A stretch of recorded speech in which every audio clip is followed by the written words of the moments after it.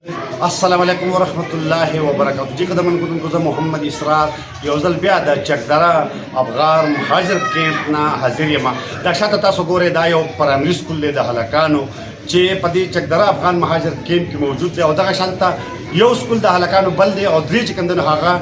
د ماشومانو جنکو سکولونه دي. یو ورسره چې کوم دی نو بیا دلته هسپتال دی او دغه شانته کویان دي ورسره د پبلک هیلث. نو دا هغه ایسټس دي چې دا چې کوم دی نو دا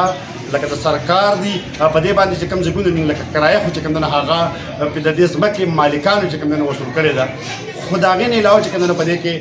سامان چې دی نو هغه پروت دی، کرسۍ دي پکې، بینچونه دي پکې او د هغې په حواله باندې چې کله زموږ دلته متعلقه ذمهدارو سره خبره وشوه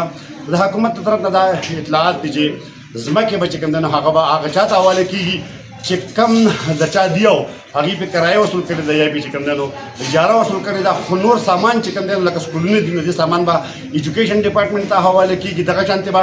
د هسپتال چې کوم ایسټس دي نو هغه به هیلث ډپارټمنټ ته حواله کېږي او دغه شانته د پبلک هیلث چې کوم کویان دي 3 دي یا 4 دي نو هغه به محکمه پبلک هیلث ته حواله کېږي. نو د دې په حواله باندې چې کوم دی نو لکه دا خبره ده. خو دلته یو سوال پیدا کېږي چې سامانونه خو به چې کوم دی نو هغه خلکو ته ورکړي محکمو ته چې کوم لکه محکمې متعلقه محکمې دي. خو هغه استادان چې د کله نه دا کیمپ جوړ شوی دی او هغې چې کوم دی نو په هغه کیمپونو کې چې کوم دی نو لکه ماشومانو ته سبق وایي که د هغې تعلق د پاکستان سره دی او که د افغانستان سره دی نو د هغه استادانو به پوزیشن شي ځکه چې هغوی خو ځان له 20 کاله 40 کاله 15 کاله یا مطلب دا چې د دې نه کم زیات هغه وخت دلته کې کوم تیر کړی دی او خپل د دې مهاجرینو بچو ته چې کوم سبق ویلی دی د هغه استادانو په حواله باندې لکه تر اوسه پورې موږ هېڅ قسمه داسې